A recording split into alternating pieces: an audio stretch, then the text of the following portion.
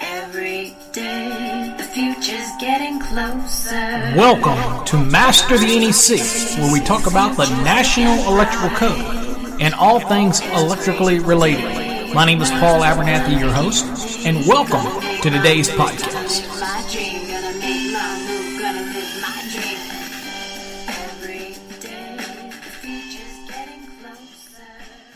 Well, hello everybody. Welcome to another episode of Master the NEC. My name is Paul Abernathy, and welcome to our podcast.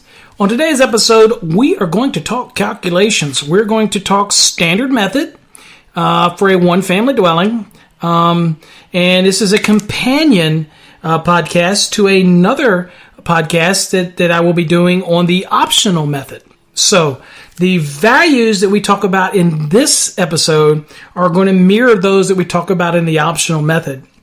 And when we're saying things like the different appliances and the dimensions of the dwelling and all that kind of stuff. So it's all going to be the same, but this one is dealing with the standard method. Now, why is it important? Well, you really have to know how to use the standard method, because even if you use the optional method, and that usually results in a smaller service, and the code permits you to be able to use the optional method, you're still going to get to a point where you're going to have to calculate the grounded conductor. So while the optional method is very easy, you still have to know the concepts in the standard method in order to be able to size that neutral. Okay? So if you go through the standard method and you understand the flow, then it will make it very easy for you to be able to do an optional method and utilize the standard for the neutral calculation. And then if you're used to doing the standard method for exams, which is typically going to use the standard method unless they state the optional methods to be used, it really kind of shows you, I'm going to show you how to flow through it and make it an easy flow, if you will. Because typically, you're going to jump back into the branch circuit values in 220.12, but then you end up back up in part 3 to finish out your task. And so I just kind of like to show you how it flows. Now, first things first, we're using the 2017 National Electrical Code at this time. We are in the process of doing the 2020 edition, but that's going to be a while off, so we're still in the 2017. Okay? Now, again, we're going to do a one-family dwelling calculation. I'm going to give you some values up front. That way you can write these down, or you can just listen to me as I talk about them, because I will go over them over and over so you'll get a full understanding of what values we're talking about. And I'm even going to give you the different tips and things you need to think of when you're doing this calculation, because a lot of times when people are doing these simple calculations, they get lost in the weeds, and there are certain things that you need to consider.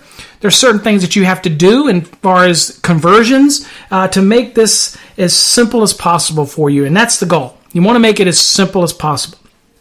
All right. Other thing, I will remind you that in today's podcast, when we talk about water heaters, clothes dryers, counter-mounted cooking units, wall-mounted ovens, or electric heating, any of those, it might be expressed in kilowatt, but we have to convert it to VA or kVA, and they are synonymous. So kW is synonymous with kVA when it comes to doing the calculations here in this podcast. Okay? All right, so let me give you some set values for today. We're going to do multiple steps. It's about 20 steps overall to get you to what you need. But we have a preset dwelling that we're going to be utilizing, and I'm going to give you what's in that dwelling. So you can either pause after each one and write it down. I'll pause a little bit. As I give you these, I'm going to talk about what we call the conversions, so that it makes it easy for you to understand it. So I don't have to maybe repeat it, although nature of how I do things, I tend to repeat it anyway. But I want to explain these things to you as I'm going through the things that are in our fictional dwelling unit. Okay? So first of all, we have a dwelling unit, and we want to take the outside dimensions. And remember that under 220.12, it states that we utilize the outside dimensions. Okay? And we'll look at the code in more detail as we do this. But outside dimensions of this dwelling unit is 35 feet by 55 feet. Okay, so that's the dwelling unit. Now, this dwelling unit also has an open porch. It's a front porch, and it's open. But That square footage, the 35 feet by 55 feet, is including that front open porch. Now, what is the dimensions of that open porch? It's going to be important in a few minutes. It is 7 feet by 10 feet. Okay, so it's important to understand the size of that open porch. The next is small appliance branch circuits. So this dwelling is going to have 4 of them, and we'll talk about each one of those individually and some of the nuances of the code, but there's 4 of them in here, so you want to write that down. There's 4 of them. Laundry circuit, branch circuits, there is 2 of them in here, okay, in this dwelling. Water heater, there is 1 water heater. It's a 45 kW at 240 volts. And remember, we want to convert all of this to VA or kVA. So 4.5 kW, take the 4.5 times 1,000, that's going to give you 4,500 VA, okay? Or 4.5 kVA, okay? It's easier to just break it out into the total VA. So 4,500 VA, okay? And again, it's at 240 volts. Why is that important? Because when we do the neutral calculation later, we're not going to utilize this value because it's a 240 volt load. It doesn't utilize a neutral. Okay. The next thing we have in our fictional dwelling is a dishwasher. Now, this dishwasher is rated at 10 amperes at 120 volts. Now, remember, we're doing a calculation, so anytime you see the ampere rating and the voltage rating, we need to convert that to watts, which is synonymous with VA. And so what we want to do is take the 10 amps times 120 volts. And that's going to give us our watts or our VA value that we're going to use in our calculation. So that's how we do this. Okay, and we'll do this as we go through each one of these components. Right now, I'm just kind of giving you the laundry list of what we got in our fictional dwelling here. The next thing that we have is an in-sink waste disposer. You know, a disposer that goes under, garbage disposal, that goes under the sink. But the accurate name for it is an in-sink waste disposal. And that is a half horsepower at 115 volts. Now, one of the things to remember here, and we'll talk about it later, is that when you see the horsepower, you're going to have to convert that, and it's 2 steps to convert that to the VA that we need for this calculation. First of all, since it is 115 volts, it is a single-phase application. But it is a motor, because it said horsepower rating. So you're going to go back to 430.248. That's a single-phase table for motors. And under the 115 column, you're going to see that that motor is rated for 9.8 amperes under 430.248. All right. So again, now that we've got that value, now we would take that value times the 115 volts, and that's going to give us our VA, which in this case was 1,127. But I'm saying that's how you do it. Okay. The next is a trash compactor. Now, the trash compactor's nameplate gives us 7.5 amperes, and it's 120 volts. So again, you should know by now how to convert that to VA. Okay. The next thing we have in our fictional dwelling unit is 3 attic fans. Now, each one of these attic fans pull 4.2 amperes. So since there's 3 of them, they're all the same. We just add them together. So that's 12.6 amperes. And each of them are supplied by a source voltage of 120 volts. So how do we determine what the VA is here? Again, pretty simple. 12.6 times 120, that's going to be our VA. And in this case, doing so was 1,512 VA is what that would have worked out to. Just to check your math there. The next thing we have in this fictional dwelling unit is a clothes dryer. Remember now, clothes dryers aren't required in the calculation unless there actually is going to be a circuit for the clothes dryer. All right, and so in this case, it is a 5.5 kW or a 5,500 VA clothes dryer. And it is rated at 240 volts. That is its rating. The next thing we have is we're going to deal into our cooking things here. And we have what's called a counter-mounted cooking unit. This is a cooktop. So there's no ranges here. There's a cooktop and a wall-mounted oven. So the cooktop is rated at 7 kW. And that's at 240 volts. Okay, so that's 7,000 VA. The wall-mounted oven is a 6 kW. Again, kW and kVA are synonymous. So it's 6,000 VA. And it's at 240 volts. Why do I keep mentioning the 240? Obviously, it's important because it's not a neutral load, and you're going to need to know that later on. The next thing we have is we have some, appears to be electric strip heat. We have 3 banks of 5 kW each. So 5 times 3 is 15 kW, and these are 240 volt source voltages. So that's 15 kW. You're going to want to remember that because later on we're going to have to compare the heat to the air conditioning, and we're going to take the larger of the two, non-coincidental loads application. All right? So don't worry. We'll talk about it. All right. Next, we have an air handler blower motor. Now, this blower is going to be utilized whether or not you're dealing with the heat or the air conditioning. That's important to remember because you're going to have to add this in whether or not you're doing a calculation for the heat or the air conditioning because that blower is going to push that air regardless of whether the heat's going or the air conditioning is going, right? And so in this case, that air handler blower motor is 3.2 amperes at 115 volts. Well, you should know by now how to convert that to VA. 3.2 amps times 115 volts. The next thing we have is an air conditioning compressor. Now this compressor is at 16.6 amps, obviously the nameplate rating on that, at 230 volts. How do we convert that to VA? Again, 16.6 times 230. That's the voltage that was given to us. And so that's how we're going to do it. And ultimately, when we do that math, that is going to give us a total value for the application of 3,818 for that air compressor. That's 16.6 times 230. Okay? And then, of course, lastly, we have what's called the condenser fan motor. And that is 2 amperes at 115 volts. Again, no brainer. 2 amperes times 115 volts. Okay? And so that's what's going to give us that value. 2 times 115, that's 230 VA. All right, so you could probably go through and write all these values down. It makes it a little simpler for you, but now that's kind of all of the things that are involved in this dwelling unit. Okay, that's it. Everything we got involved in it. So let's kind of start getting into our calculation. So you're going to have different lines, and you need to follow along here. And in your code book, if you want to start numbering these things in order to tell you where you go as far as the process takes place. And that's perfectly fine if you want to do that, if whatever's going to help you. So let's start at number 1. What's the first thing that we're going to do? Well, the very first thing we're going to do is we're going to go to 220.12 because we need to establish our general lighting load, and we really need to see what receptacles might be involved in this loads. But we got to start somewhere. We got to know where to get a certain VA value.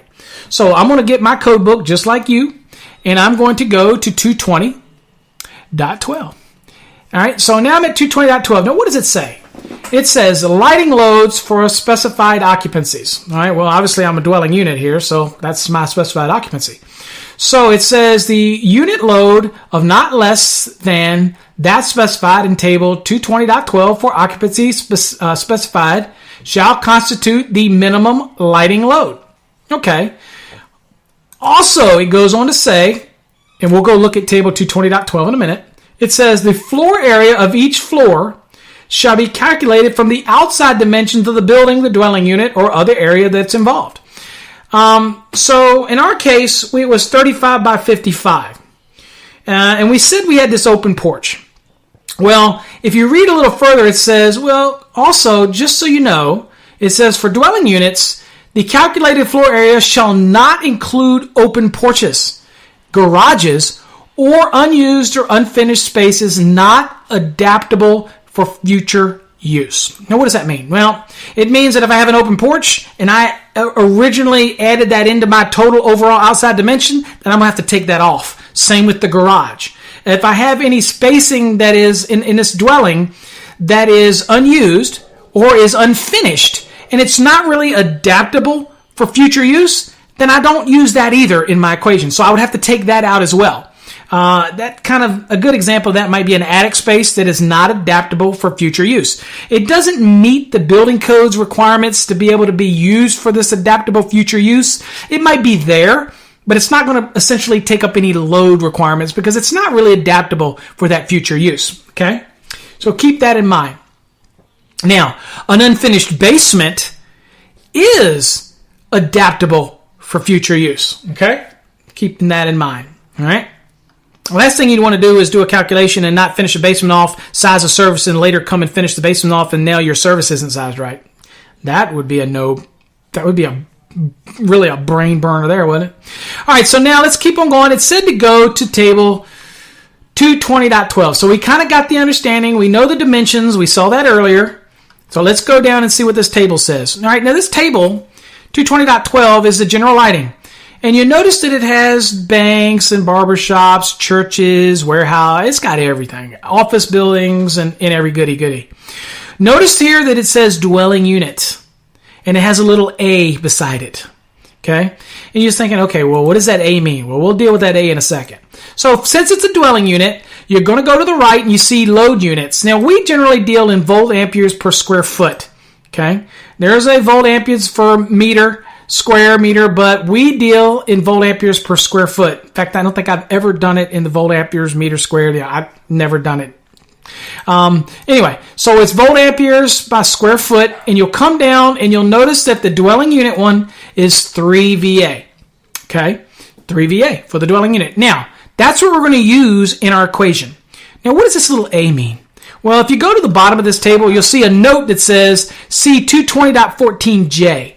Well, right next to that table is J. And all J is saying is, you know what? In that one family dwelling that you're dealing with, the calculations for that 3VA, it's going to include all the general use receptacles that are 20 amperes or less. And it's even going to include the bathroom circuits. And you don't have to do anything additional for that. Unlike what we got to do for the small appliance or the laundry, this is all covered. So it's saying you're good to go. It also tells us that the receptacle outlets for outdoor receptacles are all included in this as well. So you don't have to do anything else. Okay. So that's all already figured in that 3VA. That's all it's saying right there. All right, so that's all it's saying there when it makes that reference to C220.14J. Okay, so what does that tell us? Well, all of our general receptacles that we lay out in accordance with 210.52A, all are covered in this 3VA per square foot. Okay, so now let's go back to what we're doing in our mind. What was the dimensions? So the dimensions that we're dealing with were 35 foot by 55. So I'm going to take 35 times 55. That's 1,925 square foot. Now, remember that open porch? We need to take that out. And that was 7 feet by 10 feet. So we do 7 times 10. That results in 70 square feet. So I take the 1,925. I subtract 70 square feet from it. So now I've got 1,855 square feet to use in our calculation. Okay? So that's our value. Now, what did we see when we saw 220.12? It says to use 3 VA per square foot. So I have 1,855 square feet. So it's 3 times 1,855. That equals 5,565 VA. So guess what? That's your very first line that you write down. 5,565. Write that down. That's number 1. Okay? That's your first step. Now let's move on. Step 2. We're dealing with small appliance branch circuits. That's the next thing that we're going to deal with. Okay. Now, where do we go from there? All right. Now we're jumping back up into part 3. We dabbled back into 220.12 to get us started, which is the part 1. Now we jump back up into, part 2. Now we jump back up in part 3 and we say, okay, what do we got to do about these small appliance branch circuits? So in your code book, you would want to go to 220.52A and see what it says. Because remember, we're doing a calculation. So here's what it says. It says for small appliance and laundry loads in a dwelling unit, that's what we're doing. It says each dwelling unit, the load shall be calculated at 1,500 VA for each 2-wire small appliance branch circuit as covered by 210.11C1. And of course, it also requires that as well for the laundry. But right now, we're dealing with 220.52A. We're dealing with the small appliance branch circuits. Now, a couple of things I want to remind you. If you need to know the minimum number that's required when you're laying out your house or you're doing the wiring, you need to remember 210.11C1, which is going to say that you have to have at least 2 small appliance branch circuits and they have to serve the countertop. Both of them have to serve countertops. Okay? Now, you could have more than 2. In our case, we had 4. So if we have 4, then each one of those has to equate to 1,500 VA. Okay. If I only had 2, then both of those would only have to be 1500 VA each. But I've got 4. So I have to have that value. Okay. All right. So, and it also reminds us that these are going to be used in that derating of 220.42. So don't worry, we're not there yet. But I'm just reminding you, this goes in your very first basket. And then you have the second one that's dealing with the small appliances. So the first line was our general lighting and receptacle. That was 5565. Now you've got 1500 VA times 4. That's 6000 VA. So that's your second line. Write that down. 6000. The next one that you're going to follow in the list here is 220.52B. In that, you could put a 3 beside that if you want. For example, you could have put a 2 beside 220.52A if you wanted. It doesn't really matter. All right, so now we're going to do the laundry circuit. Now, 210.11C2 says you only have to have 1. But if you have more than 1, you have to count them all because they are actually potentially putting load here. Okay? All right, so 1500 VA times, and we said we had 2 of them. So that would be 1500 VA times 2. That is 3000 VA. If I only had 1, it would be 1500. You see what I'm saying? But since we have, however many number, like if I had a house that was 15,000 square feet and I might have had 6 laundry circuits in there, then that's 1500 VA each one of them. Same thing if I had 6 small appliances, that's 1500 VA for each one of them. And they have to be considered in the calculation. All right? Just keep that in mind. All right. So now we have the laundry circuit. So that's the next line. That's the third line. You're going to put 3000 down. So to this point, you should have 3 lines. You should have 5565, you have 6000, and you should have a 3000. Okay? Now, remember the last part of both the 220.52A and B? It says that now we can apply the demand factors of table 220.42 right now. It doesn't say in the things for the appliances and all those that you can apply the demand factor. It only applies to the general lighting and receptacle circuits, the general one, and to small appliances and the laundry. You're going to get some other derating allowances for things like appliances, but right now we're just dealing with the front up front. So next one, we're going to do 4. We're going to do line 4, line 5, line 6, line 7, and line 8. Now you might not use them all, but here's how we're going to go through it. Now we're going to add lines 1, line 2, and line 3, or the first 3 things we did. We're going to add those together. So you're going to add the 5565, the 6000, and the 3000. That's going to give you 14,565. Now, remember every time it keeps referencing that table 220.42? Go look at that table. Now, that table shows you for dwelling units, it says, okay, you know what? I'm going to let you, there's a diversity here, my friend. I'm going to let you apply some demand factors. Okay? And so what it says is that the first 3,000, you take it at 100%. That means 3,000 is what it is. You take it at 3,000. But it says, you know what? Once I get over that 3,000, if I'm 301 all the way up to 120,000, then I can take those values at 35%. And for any value that exceeds 120,000, I can take it 25%. So you're getting some additional derating here. All right, so let's do it. Let's work this out. Now, there's an easy way to do this. If you take that 14,565 that was a result of those first 3 calculations we did, take away 3,000 from that up front. Just minus 3,000. That drops you down to 11,565. So this is the value that you're going to apply that 35% to. And then ultimately you're going to put that 3,000 back on it. Okay? Because remember, that first 3,000 is at 100%. So all we're really doing is setting that aside. So in this case, it was 11,565 times 35%, and that is 4,048. Now, those were the step 4 was simply adding up 1, 2, and 3 we just did. Step 5 was that total value minus the 3,000, okay, which was the 11,565. 7 would have been if you're dealing with the need for the over 120,000 VA. If that was the case, then you would have had that 25% value goes in there. Since we did not, then we go to 8, and all 8 was the value between 11,565 times 35%, which was the 4,048. So now we get to line 9. And line 9 is retaking that 3,000 and we're adding back in that 4,048. Okay, so we're adding the two. That first 3,000 we took out, and now that 4,048, which was 35% of 11,565. We add them together, 7,048. That's where we're at. Okay, write that down. So far, so good. You have now applied all of the demand factors when it comes to the general lighting and receptacle loads. That's that part. Now, let's move on to the appliances. Fastened in place.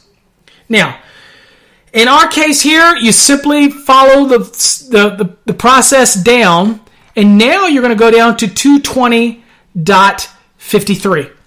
Now, 220.53 says, look, if you have 4 or more appliances that are fastened in place, other than ranges, electric ranges, clothes dryers, and space heating and air conditioning, if you got these other appliances and there's 4 or more, then I'll let you apply 75% demand factor to that nameplate rating. Okay? All right? So remember all those conversions we did earlier? Here's where they come into play. So now what I want to get you to do is write all these down. So what do we have? Well, we said we had to exclude the range or any electric range or clothes dryer, space heating, things like that. Cooking. We're not including the cooking in any of this. So, water heater, 4,500. The VA. The compactor we did earlier is 900 VA. The dishwasher we did earlier is 1,200 VA. The 3 attic fans we did earlier, it's 1,512 VA. And then the disposal was 1,127 VA. Add those up. That is 9,239 when you add all those together. Now, I can apply the 75% because 220.53 lets me do that. Now, if that's the case, 9,239 times 75% is 6,929. Write that down.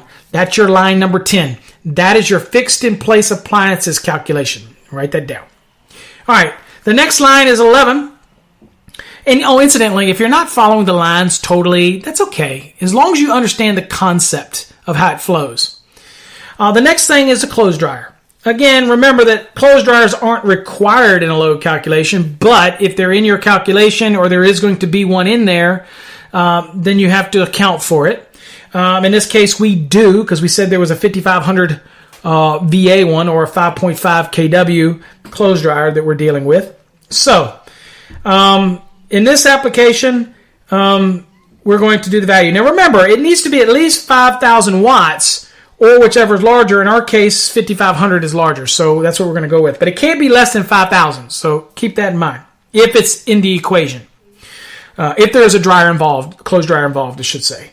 Now, also remember that a little bit later when we do the neutral, we're going to do that at 70% of this value because you're allowed in 220.61b to allow a demand factor for the neutral loads. So just keep that in mind. Don't get confused at this point. Now, the nameplate rating is more than 5,000 watts, so I have to use a larger number, which is the 5,500. But I want to say right now, if you're not familiar with how to do dryer calculations in 220.54, I have a neat video that's out there on our website. Go to the YouTube channel. Go to masterthenec.com, and then at the top you'll see the link to the YouTube channel. Go search for that electric clothes dryer video. It's a neat video, and I talk about all the nuances that are involved in the dryers. I even talk about how to do the calculation for single-phase dryers that are supplied by 3-phase 4-wire feeder or service. Okay, and that one can be a bit of a tricky thing, but I explain how to do that. So if you need to do that, go do that. All right, so now we're on, like I said, we're on note 11. Or line 11, so we want to put down 5,500 because that's the value that we got to work with. The next thing we're going to deal with is the next line, and again, we're just kind of moving down the list here, is we're dealing with 220.55, and that is household cooking appliances. Okay? Now, if we're dealing with a household cooking appliances that are 1,750 watts or greater, then I can apply the demand factors that are afforded me in table 220.55. If it is less than the 1 3/4 kW, then I have to take the value, okay, and do that in the calculation. But I'm going to allow me some demand factors if I'm dealing with something that's in excess of 1 3/4 kW. And of course, our examples did because we had a wall-mounted cooking and that was at 6 kW, or 6,000 VA. And then we had a counter-mounted cooking unit, a cooktop, at 7 kW, which is 7,000 VA. So we're okay here. Now, here's the important thing. In the optional method, we wouldn't do it this way. Okay, we would simply take the nameplate values and work it in. But here in the standard method, we have to utilize table 220.55. Okay, now, could we take the face value and not apply that table? Well, yeah, but it would result in a larger than necessary service. We want to use the benefits of using demand factors. So typically, that's what we want to do. Do I have to use the demand factors? Absolutely not. If I want to size everything to the full value and apply no demand factors, go for it. It's just going to be an overly sized service that's not necessary. Okay. So in most cases, we're going to use these demand factors. So in this case, let's look at 220.55. Now, what does it say? It says for the load for household electric ranges, wall-mounted ovens, counter-mounted cooking units, and other household cooking appliances, individually that are rated in excess of 1 3/4 kW. So incidentally, that's 1,750 watts, in case you were wondering, shall be permitted to be calculated in accordance with table 220.55. Shall be permitted. It's a permissive statement. So we're going to do that because we want to result in the lowest size service that we need, so we don't have to oversize and have the service too big, conductors too big. That's what we want to do. So let's go look at 220.55 really quickly. Okay, so 220.55 says demand factors and loads for household electric ranges, wall-mounted ovens, counter-mounted cooking units, and other household cooking appliances over 1 3/4 kW ratings. Now notice in parentheses it says, you know what? You always want to use column C, except as otherwise permitted in note 3. Well, in our case, look at note 3. Now, these are not informational notes. These are very much applicable notes. Note 3 says, hey, look, if I have over one of these things that the table deals with, electric ranges, wall-mounted ovens, counter-mounted cooking, if they're over 1 3/4 through 8 3/4, that in lieu of method C, it shall be permissible to add the nameplate ratings of all household cooking appliances rated more than 1 3/4, but not more than 8 3/4, and none of ours are, and multiply the sum by the demand factor specified in column A or B for the given number of appliances. Okay, so that's what we're going to do here. Now, again, if you need to understand all of these notes and how to do a more intricate range calculation, then go watch our video. Okay, I have a video on this that covers all the calculations. Go to masterthenec.com, go to the top, click the YouTube channel, and you can go search for it there. I mean, all these things are free. I'm not making a dime off of what I'm trying to help you understand the code, okay? So, you can love me or hate me, but you know what? You have two choices. You can either listen and learn, or you don't have to listen at all, but you're not paying a dime for the knowledge, okay? I'm giving it to you. So, in this case, we have a 7 kW counter-mounted cooking unit, which is a cooktop, and a 6 kW wall-mounted oven. Both of these fall under column B. And since there's two appliances, we add them together, and that's going to result in a 7 plus 6 is 13. And since there's two appliances, we come down this column to two appliances and then follow it all the way over to column B, and you'll see that our demand factor percentage is going to be 65%. So, we take the 13 kW times 65%. That results in 8.45 kW. We want to convert that to a VA. So we take the 8.45 times 1,000, and that results in 8,450 VA, or watts. Remember, they both work synonymously. So who cares at that point? All right? All right, next step we want to go to is dealing with the heat or the air conditioning. Now, at this point, you're simply just following down the numbers. And you're going to get to 220.56. That's for use in other applications where they're other than dwelling units, so we don't have to worry about it now. The next one we're dealing with is 220.60. And with that one, we're dealing with non-coincidental loads. What are we talking about? Well, this is where you have two or more non-coincidental loads, like heating and air conditioning, that are not going to be run simultaneously. Now, remember, You could have the air handler is going to definitely, that blower is definitely going to be working regardless of whether it's heating or air conditioning. So you always have to account for that. But the values in our specific ones that we presented here that are for air conditioning, we're going to do that calculation, and then we're going to do a calculation for the heating, which is going to be those 3 5 kW heat strips plus the air handler blower, and we're going to compare the two and see which is larger. Okay, that's what we're going to do right now. All right. Okay. So let's kind of do that. So let's talk about the heating part.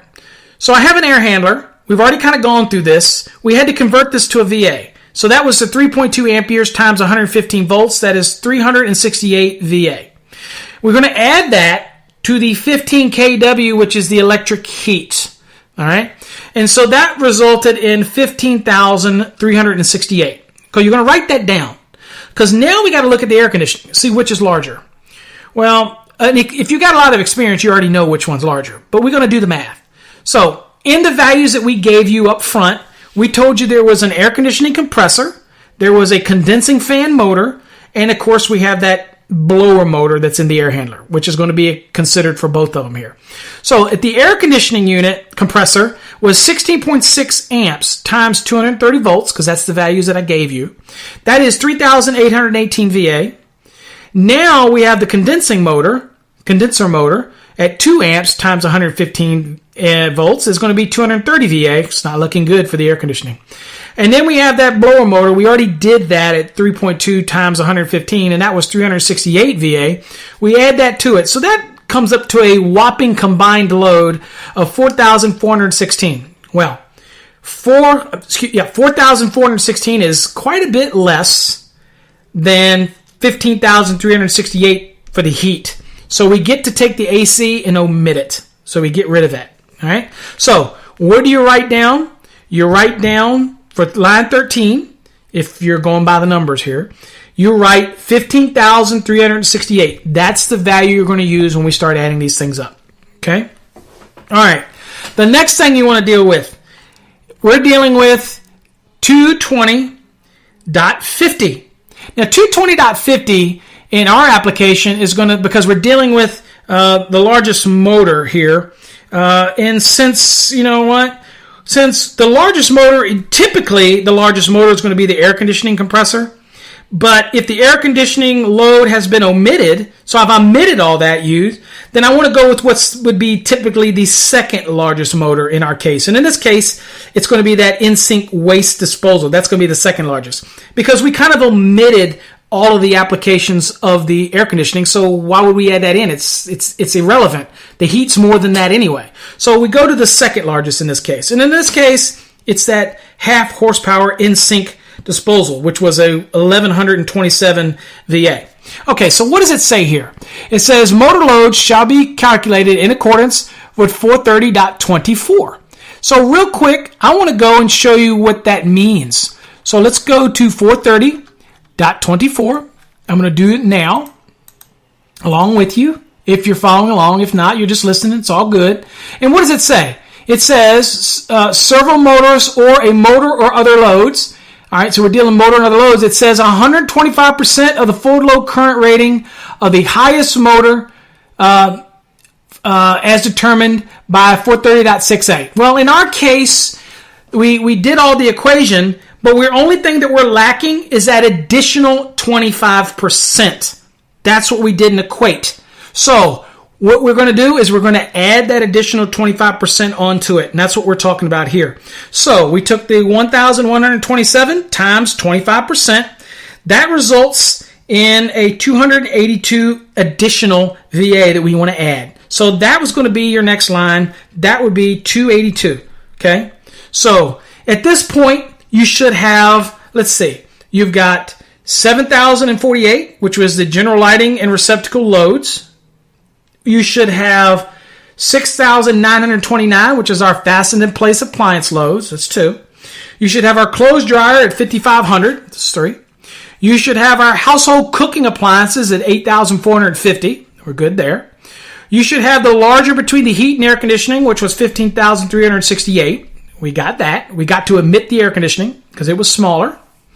And we got that largest motor, which was in this case, realistically, the air compressor, the air conditioning compressor was the largest motor. But since we omitted air conditioning altogether, we're going to go with the next largest in the appliances that we talked about, and that was the in-waste disposal. So we did that, and that's how we got that additional 25%, and that was 282 VA. So we add all these together, and what the result of that is going to be 43,577 VA. Now, the easy part. Since we're dealing with a 122 40-volt application, we're going to take the total calculated value or the demand value that we have for the minimum amperes. And how we do this, we take the 43,577. We're going to find the minimum amps by dividing that by the total source voltage, and that was 240 volts. So 43,577 divided by 240 is 182. So now you're saying, okay, well, what is the minimum size service or feeder that we have to deal with? We know what the calculated load is now. We've done everything. We've come up with the minimum service or feeder that we need as far as the ampacity. Now we would look and say, well, what overcurrent device do we terminate this onto? Well, 240.6a says, you know what? If you don't have one that corresponds, you're able to go up to the next one as long as you don't exceed 800 amps and all these goodies. That's expressed in 240.4. So at the end of the day, we are going to go up to a 200 amp. Now, another thing I'll remind you is the rounding. If you're doing this calculation and you're doing some rounding, you'll notice that if you do 43,577 divided by 240, the result is 181.57. Since that 0.5 is, as you look at 220.5b, when you got 0.5 and higher, you're going to round up. When you've got 0.5, when you're less than 0.5, you're going to round down. So that's how we got the 182, because it was 181.57. We rounded up to 182. Okay? You can't have 0.57 of an amp. You know what I'm saying? So you have to go up. All right? So can I put 182 amps onto a 200 amp overcurrent device? Absolutely. All right, so that's where we're at there. Now, let's size the minimum size conductor. What conductor do we need for this application now? All right, now, if I didn't do anything, then I could specifically go to 31015B16, and I could size a conductor based on whatever the load is. Okay, and I could go there. But we have this unique thing in the code. And this unique thing in the code is 31015B7. Now, many cycles ago, well, I shouldn't say many, probably 2 cycles ago, we had this little table in there. And this little table kind of was easy to look at and say, well, you know what? If we're dealing with an application where the services or feeders are between 100 to 400 amperes, okay, that's the window, and we were dealing with that, and our service rating fall within that range, and the panel or the remote distribution panel that's being fed, let's say, by a mains service disconnect, as long as it handled 100% of the load, then I could utilize this table. This table really equates to the same way we're doing it today in the 2017 code, but now we're using a value of 83% in order to determine the minimum size conductor that has to be maintained. This is the minimum size that you at least have to be. Could I be larger? Absolutely.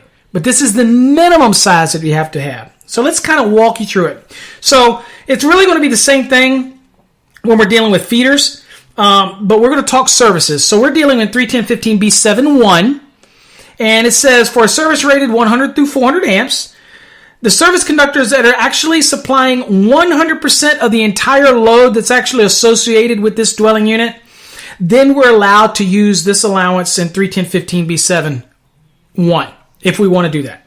Okay? Now, when can I not do this? What if, okay, let me give you an example. What if I had a service, it had a meter, and I went straight from the meter into the service equipment on the other side of the wall. And that service equipment handled every circuit breaker, every load that's in this dwelling, then yes, this would apply. Now, what if I had a meter outside and I had a service disconnection means right there next to the meter, because my panel inside my dwelling, I don't want it to be just on the other side of the wall. I don't want to have to meet the requirements of 230.70A1. I want to have it further into the building. So now I have the disconnect outside, and now I have, let's say, an SER. It's now a feeder, and I want to carry that feeder further into the building because I want to put a remote distribution panel there. Many people refer to that as a sub panel. So I want to have that further into the building. Okay. Well, now, what if that disconnect outside was actually a panel? And since I had some air conditioning units right there, I said, you know what? It's no sense in me running from that interior panel. I'm going to pick them up while I'm right here. Well, if I did that, then the feeder that's going from that outside panel to that panel inside, I could not use the allowances of 310.15b7. Why? Because that panel inside the dwelling is not handling 100% of the load. It's handling all of the load except for those air conditioning loads that were outside. It's all based on diversity and the utilizing all of the loads in that one that are going to be utilized by that one feeder or that one service. Okay? So that's an example where it wouldn't work. All right? So in our case, the meter's outside and it goes straight into the back of a panel, so we're good to go. We can utilize this allowance here. And it doesn't exceed 400 amps, so we're good to use this. All right, so how do we do that? Well, we already established what our rating was of our service or feeder rating, in this case, service, and that was 200 amperes. Remember? We picked that from 240.6a. Now, we take the 200 amps times the 83%. That results in 166 amperes. All right? Now, we can do that math to double check it. I'll just do 200 times 83%, and that is, again, is 166.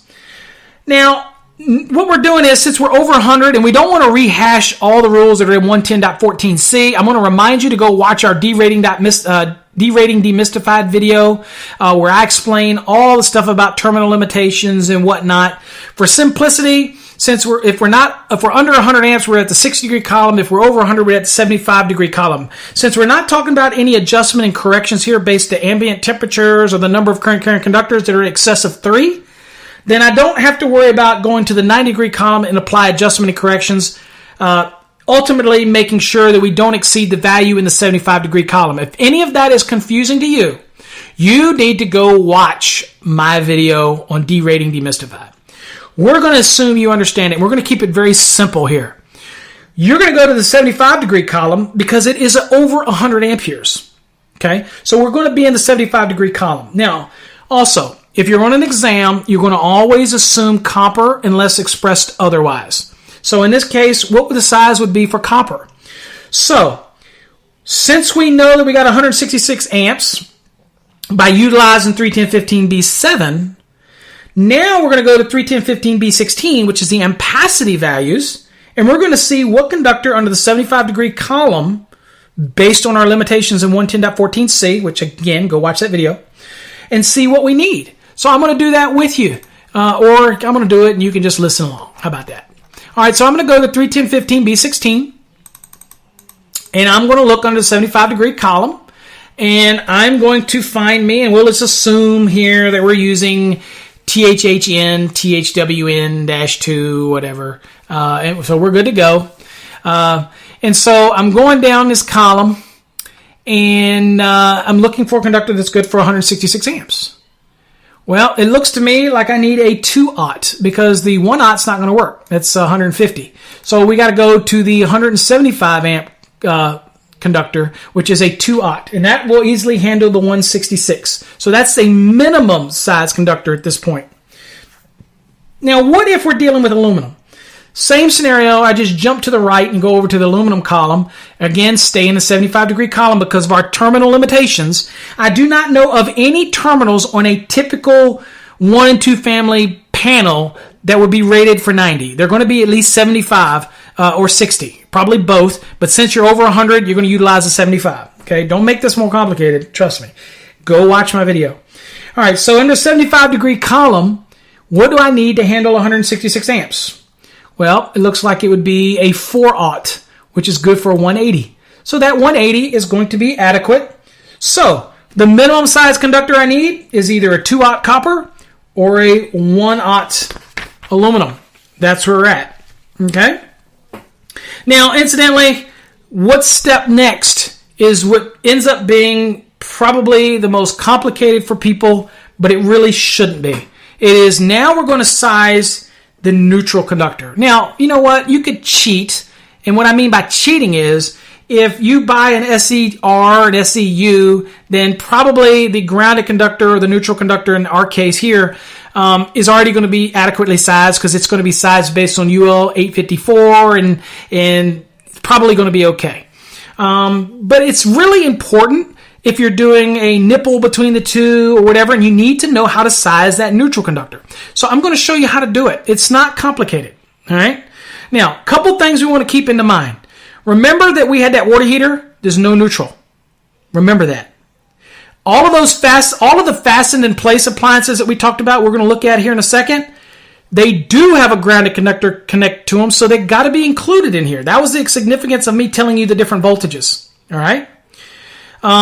The electric heat in the air conditioning compressor, again, those were 240 volt loads. They had no neutral. Don't have to worry about those. Okay. In the largest motor that we dealt with, that did indeed have a neutral because it was 115 volts in that application. So most certainly going to have a neutral. Okay. It might be 115 volts of the motor rating, but it's still for all intents and purposes, when we're talking about branch circuits, it's still 120 volt branch circuit. Okay. We just use the 115 for our calculation. All right. But anyway, you get the point. So that's considered in there. Okay. When we're doing this calculation, it's important to remember that neutrals and grounded conductors are being used synonymously here. You don't always have a neutral, but you do always have the term a grounded conductor when one of the phases is intentionally connected to ground. That creates that grounded conductor. But depending on the configuration of the transformer or how it's done, you may not always have a neutral. Okay, there's another video I did on that. Go watch that video. In our case here, we are talking neutral. All right, and that's important because when you got a neutral, that's going to allow us to apply some of these demand factors. For example, for the cooking units, cooking appliances, and all that kind of stuff. So keep that in mind. All right. Remember, we needed to convert all these things over to VA, and we've already kind of done that. So we've already got all the values written down on paper.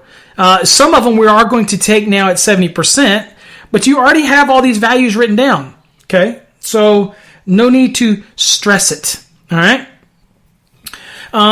The dryer is going to be used at a 70% based on 220.61b. And the cooking appliances are also going to be utilizing those allowances in 220.61b. Okay. Now, you also have to remember that because both of these motors in the application where we're dealing with the air handler and the condensing fan motors, both of those are going to be equated to neutral load, so they got to be considered in it, okay? Because both of them could be used, all right?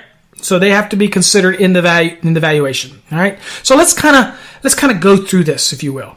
All right, first things first. The general lighting in receptacles, line 9, what we talked about earlier, which was at 7,048. That was after we applied the demand factors under 220.42, and we had that 4,048, and then we added back that 3,000. That's how we got that 7,048. So that should be your line 9. So all of those loads are connected to a neutral. So they obviously are going to put current on the neutral. So got to count for those, right? All right, next, we have to remember that also in these values that we're going to be moving into the different appliances and whatnot. So those also get figured into the equation. So keep those in mind. All right. All right. So let's call it. So the first thing you're going to write down. So this is a separate piece of paper. Okay. Because I don't want to get you confused. We're doing the neutral now. Now here's what's important. You really need to learn to do the neutral because whether or not you're using an optional method or the standard method, this is how you do it. Okay. You always have to use the standard method to size that neutral. All right. So we already have our general lighting receptacle values that are connected to the grounded conductor. So that's, or the neutral in our case. So that's 7,048. Write that down. Now, what about that water heater? Nope, no need. What about that dishwasher? Yes, take the VA value that you wrote down earlier, which is 1200 VA, write that down, put that down. The next was the in-sink waste disposer. Yes, it was 120 volt load source, so you write that down, 1127. The trash compactor most certainly is connected to a 120 volt circuit, so there is connected to the neutral conductor, so that's 900 VA. You write that down. The next is those 3 attic fans. Remember we said that's why it's important to know the voltage when we had to make that equation to convert it to VA? Well, it's because those are going to be considered as neutral load connections as well. So that is 1512. So you should have all these values. Now you add these 4 up. Okay, so that's 1200, 1127, 900, and 1512. Again, because the total is 4 or more, then I get to apply this 75%.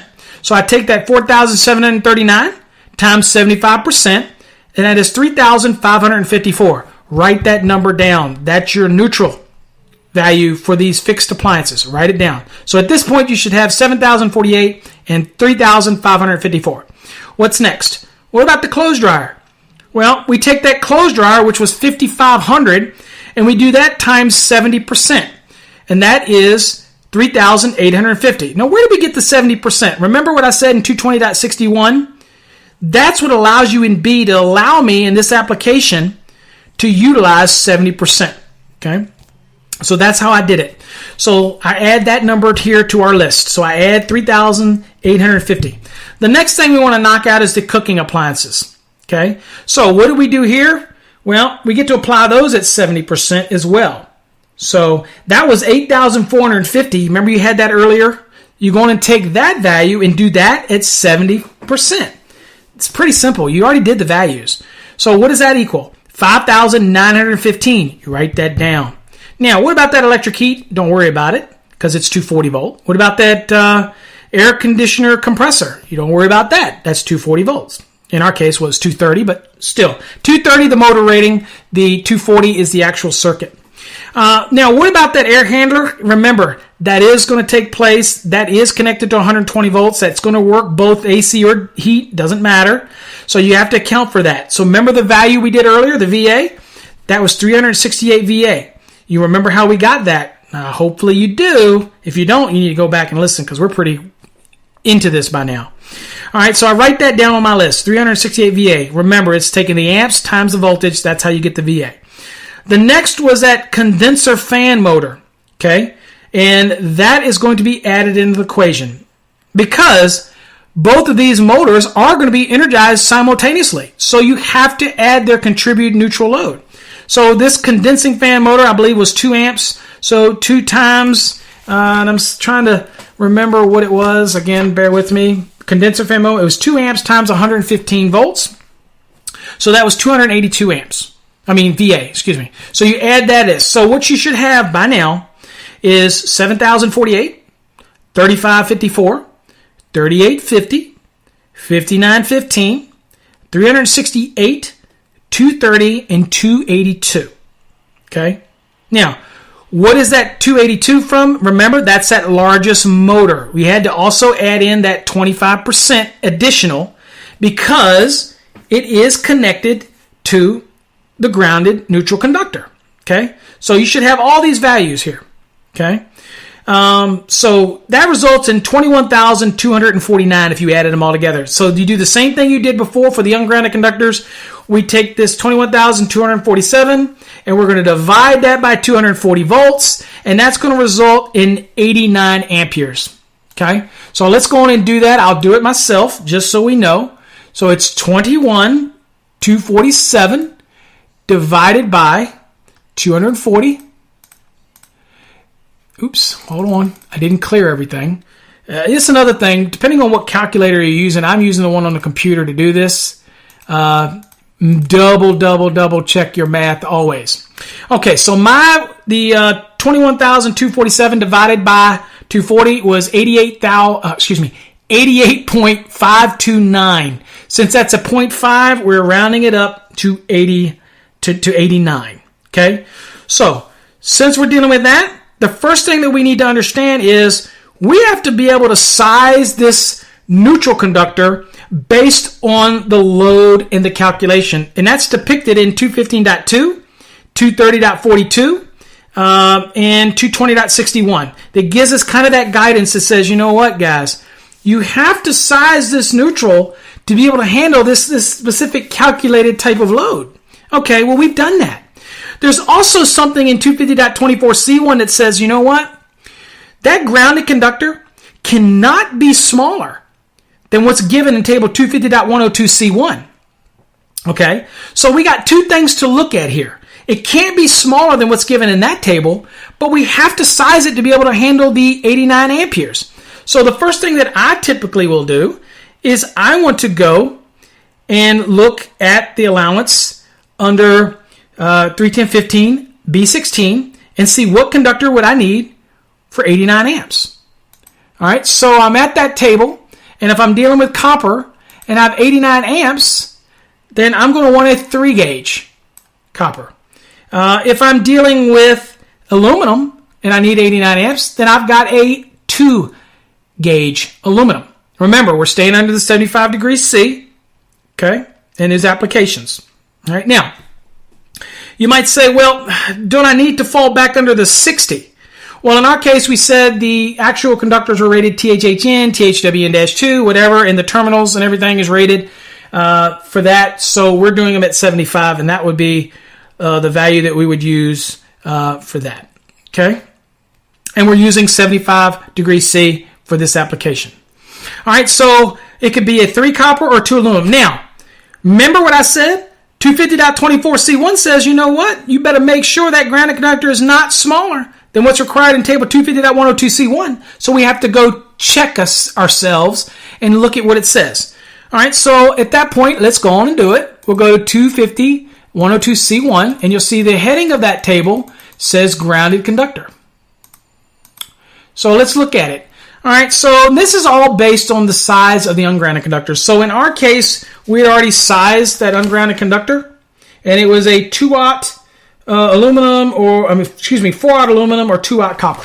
So I'm looking at a 2-aught copper, and it looks to me like it can't be smaller than a 4. All right, well, good news for us, it's already a 3. So it's bigger than this, so we knew it couldn't be smaller than a 4, but it isn't. It's bigger, okay? And then we look at the 4-aught aluminum, and we see that it would have to be at least a 2. Well, in our case, we already chose a 2. So we're okay here. It can't be smaller than that 2. So we're good to go here. So our neutral conductor is going to be a 3-gauge copper or a 2-gauge aluminum, and it correlates with 250.102C1. It is not smaller than this. And we did it all based on our calculation as well, so we feel good about it. All right? Now, last things last, we need to finish this thing off with the grounding electrode conductor. Now, I'm not going to go into different type of electrodes in this episode because I got another one on that you need to listen to. You really do need to listen. But if it's ground rods, then we would go to 250.66A, and it doesn't have to be larger than a 6 copper or 4 aluminum. Remember, if it's aluminum and you terminate, it's got to be terminated at least 18 inches away from the earth, okay? But, I'm just saying, it could be a 6 copper or 4 aluminum. If it was a concrete encased electrode, it doesn't have to be larger than a 4. If it was a water pipe ground, or if it was an in-ground structural electrode, then you're going to go to the table 250.66. But you do have some allowances in 250.66 for ground rods, pipes, and plates, and ground rings, and concrete encased electrodes. Concrete encased electrode doesn't have to be larger than a 4, for example. Could it be larger? Absolutely. Does it necessarily have to be? Absolutely not. So kind of remember all of those applications. Now, I will remind you, if you were doing this calculation and doing a feeder, then you're going to size the equipment grounding conductor to that remote distribution panel based on 250.122. So kind of keep that in mind so you don't get kind of lost where we're saying. But if we're sizing the grounding electrode conductor for services, then we're going to firmly be rooted in 250.66, okay? And it's easy if it's ground rods, pipe, or plate. It's easy if it's concrete K electrode. It's easy if it's a ground ring. If it's any of those other electrodes that are allowed in 250.50, then you need to go to table 250.66, okay? And that's how you're going to size your grounding electrode conductor. Okay, and there's a multitude of electrodes you can use in this application. All right. Anyway, hopefully you got it. It was a simple concept: how to size the neutral conductor, how to size the standard method. This was obviously a very simple one, but we also have a podcast on how to do multi-family dwelling calculations for services. So go watch and listen to that podcast. We're going to have a lot more. We're going to have more videos. But people love my podcast for some reason because they can play it, pause it, play it later, whatever. They seem to like the podcast. So, and they're easier for me to do. Okay, so I like doing the podcast as much as I can. Hopefully you got something out of that. Until next time, folks, stay safe. God bless. And again, if you need to email me, you got any question, then email me at info at masterthenec.com. or info@electricalcodeacademy.com. You don't have to pay me a consulting fee. I'll help out anybody. I've been helping thousands of people for years. And that's my goal. I want to make the code easier for you to understand. I want more licensed electricians. I want more master electricians. It is my goal to make the code easier to understand. Okay? It's a complicated document. All right? So, till next time, folks, stay safe and God bless. Every day, the future's getting closer. Every day, the future's looking bright. Every day is another beginning.